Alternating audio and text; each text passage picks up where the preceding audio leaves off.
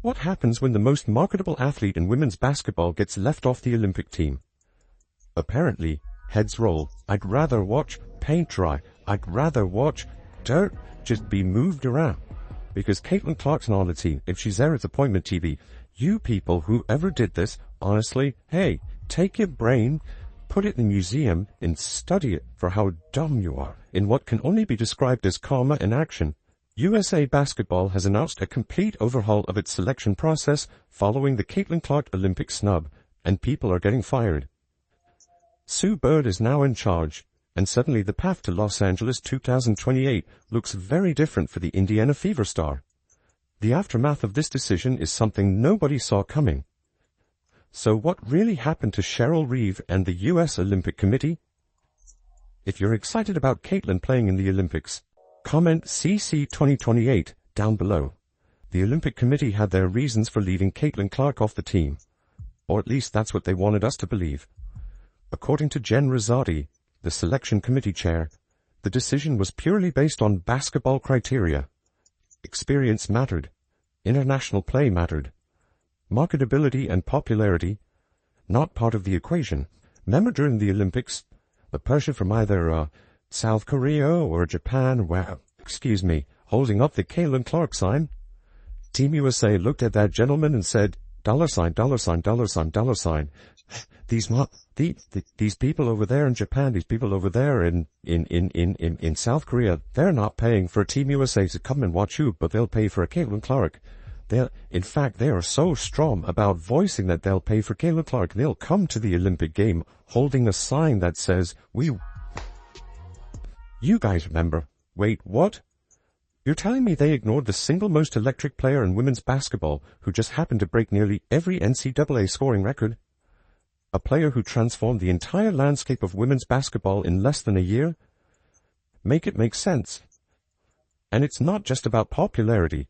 Clark had significant international experience playing for Team USA in the FIBA Under-19 tournament, winning gold twice and winning tournament MVP. Let's look at what actually happened when Clark entered the WNBA. Ticket prices jumped multiple times their normal value whenever the Fever came to town. Teams that couldn't fill half their arena suddenly had sellout crowds. The Indiana Fever's first game against the Connecticut Sun had higher ratings than any NBA playoff game that same weekend. Clark's jersey became the highest-selling rookie jersey in WNBA history, and it wasn't even close. And let's not forget she broke 62 records during her historic rookie season. We gotta remember, the National Basketball Association, the NBA, the commissioner, Adam Silver, he came right out and said, I wouldn't have left Caitlin Clark off that team. And he even said, and several others said, women's basketball really dropped the ball on an opportunity to grow the women's game by leaving Caitlin Clark off that team. These weren't just minor improvements. This was a seismic shift in how people consumed women's basketball. And somehow, the Olympic Committee decided this player wasn't valuable enough for the team. The backlash was immediate and fierce. Basketball insiders saw through the thin justification. Stephen A. Smith didn't hold back, blasting the decision as one that actively hurt the growth of women's basketball at its most pivotal moment. Lisa Leslie, a four-time Olympic gold medalist herself, called it the biggest marketing mistake in basketball history. You know what this really exposed? An outdated system run by people resistant to change. The committee operated like it was still 2004, when women's basketball was fighting for any attention at all. They failed to recognize that Clark wasn't just a talented player. She was a once-in-a-generation opportunity to elevate the entire sport on the world stage. Think about it. The Olympics is when casual fans tune into sports they normally ignore. It's when new stars are born. And the committee deliberately chose to leave off the one player who had proven she could attract those exact viewers. This wasn't just about Clark missing an opportunity. This was about women's basketball missing its moment. The committee's stubborn insistence on prioritizing experience over star power created such a public relations disaster that something had to give. The outrage was too loud to ignore, the mistake too obvious to defend. But as bad as the public reaction was, it turned out the Olympic snub was just the visible part of the iceberg. Behind the scenes, USA Basketball's entire operation was showing cracks that couldn't be ignored anymore. The Clark decision wasn't a one-off mistake. It was the predictable result of a broken system that was about to come crashing down around the people who built it. I think if Caitlin Clark would have played, it would have been the biggest ratings of the Olympic Games last year. Alright, and yeah, I don't know what it could have done to women's basketball. Cheryl Reeve wants you to believe she had nothing to do with Caitlin Clark being left off the Olympic team. In her own words, she had no power in the selection of the team, and even claimed she took a lot of bullets for USA Basketball. Nice try, coach. The facts tell a completely different story. While Reeve wasn't the only voice in the room, her influence over the selection process was obvious. Jen Rosati, the selection committee chair, admitted they built the team specifically for Reeve's coaching style. So when Reeve says she had no power, what she really means is she didn't want to take responsibility when fans questioned why the most electric player in women's basketball was watching from home. Along with nearly losing the gold medal game to France, the U.S. women's team was caught up in controversy leading up to the Olympics because Caitlin Clark was not on the team. The argument not to take Clark, a rising global megastar in the sport, was in part because she had not participated in many Team USA off-season functions, and also because there were women with more national team experience who had earned the right to play at the Olympics. Look at the players who made the final roster. Veterans who fit Reeve's system. Players who prioritized defense over offensive firepower. The committee's choices aligned perfectly with Reeve's Minnesota Lynx philosophy, a style that nearly cost Team USA the gold medal. Remember that nail-biter against France? Team USA barely escaped with a 67-66 victory in a game they were supposed to dominate. Throughout the tournament, the team struggled to generate consistent offense in crucial moments. The ball was not moving, and there was not enough three-point shooting whenever the defense collapses on Aja Wilson or Brianna Stewart inside. These are precisely the reasons when a player like Clark could have made the difference. The team looks sluggish and predictable at times, lacking the spark and creativity that defined Clark's game. Caitlin Clark, based on skill, based on how she was performing, deserved to be on that team. Based on Chelsea Gray coming off hobbled from injury, you don't even know the status of her as a player. Caitlin Clark should have been on that team. She was easily one of the best players from Jump Street. Her struggling, oh my God, she's struggling with 16 points, 6 assists and 5.5 rebounds. Oh my God, the struggle. She's shooting 39%. Yeah, Jewel Lloyd always shoots like trash. Kelsey, you got... Come on, guys. The most damning evidence against Reeve's judgment came from Clark herself. Before the Olympic snub, Clark averaged 15.6 points and 6.3 assists per game. After being left off the team, those numbers jumped to almost 23 points and 9.5 assists. She even set a WNBA rookie record with 19 assists in a single game. Clark didn't just improve, she exploded, making the committee's assessment of her readiness. Reeve's handling of the situation only made things worse.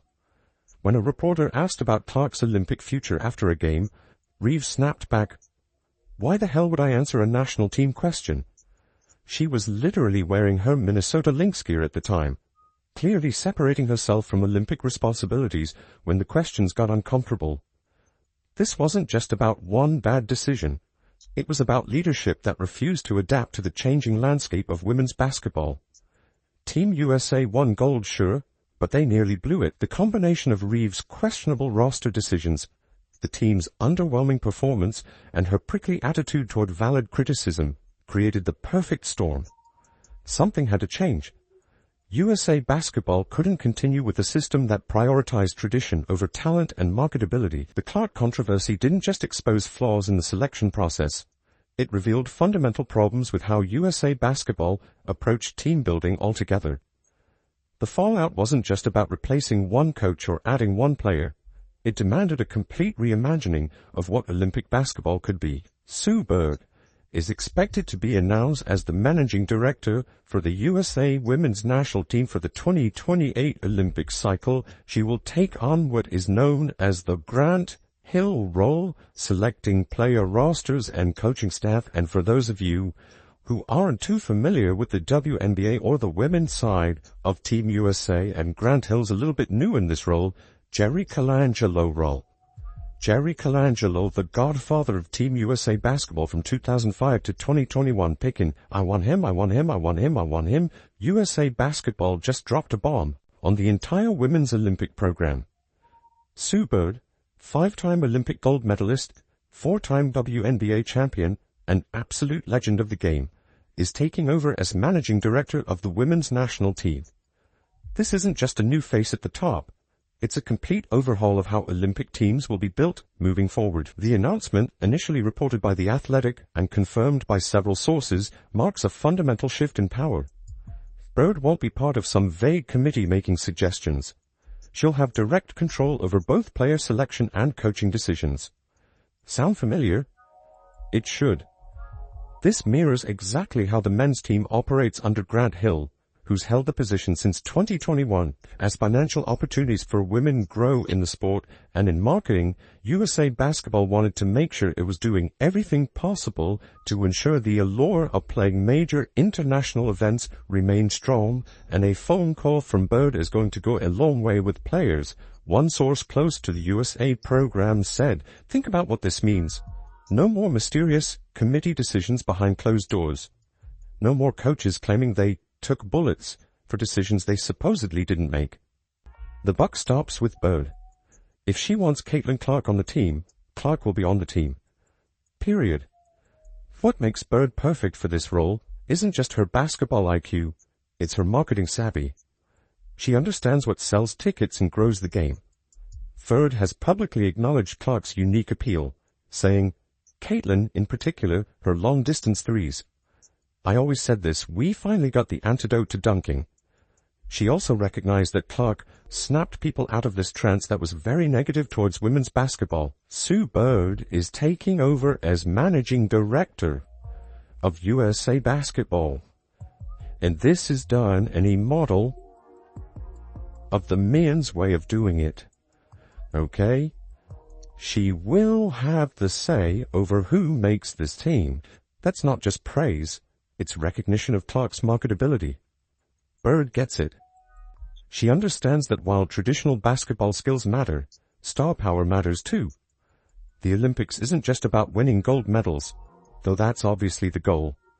It's about showcasing the sport to millions of casual viewers who might become lifelong fans. But Sue Bird's been a vocal supporter of Caitlin Clark. The fact is, while everybody was coming down on Caitlin Clark last year, so many, she was one that was trying to prop her up and was an advocate for Caitlin.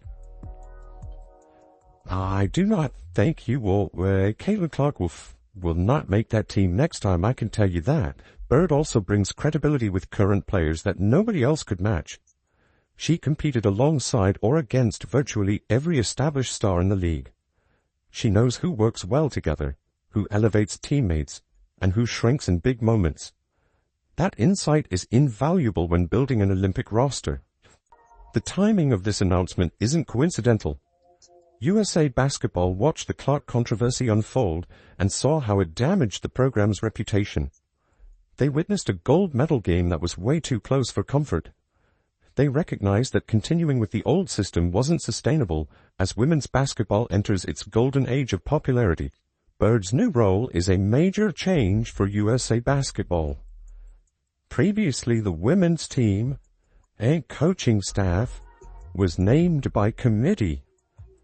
Now, that is Sue Bird's job. Wow! Bird's appointment represents a clean break from politics and tradition. It signals that USA Basketball is finally ready to embrace both elite talent and marketability when building teams. No more outdated thinking. No more mysterious committee decisions. Just straight-up basketball decisions made by someone who understands both the game and its business side. So what does all this restructuring mean for Caitlin Clark specifically? Her Olympic future just got a whole lot brighter, and the story of her potential redemption is only beginning. I believe it's going to be the LA Games. Came out and literally said, I believe it was them that said they wouldn't have left her off the team either. They were getting criticized by not just fans, but people involved in basketball at a very high level that were outside of the WNBA. So that tells you how much sort of animosity you had from inside the WNBA and in those circles, and some parts of college basketball too, versus people from an outside view involved with basketball from a business level. When most athletes get snubbed, they complain on social media or give bitter interviews. Not Caitlin Clark. After the Olympic Committee left her home, Clark responded by getting even better. This reaction didn't surprise anyone who knows Clark well. Her high school coach, Kristen Meyer, has seen this pattern before. Meyer revealed that Clark's biggest improvements always followed her biggest disappointments. When she didn't make the USA Under-17 World Cup team back in 2018, Clark didn't sulk. She transformed her game. Meyer explained, "When adversity hits, either you kinda crumble and feel sorry for yourself, or it causes you to dig a little deeper." Clark dug deeper. Bird's appointment precedes a potentially young iteration of the women's national team marked by new prospects including Cheryl Clark, Angel Reese, and Paige Beckers, none of whom have been selected for Team Paris.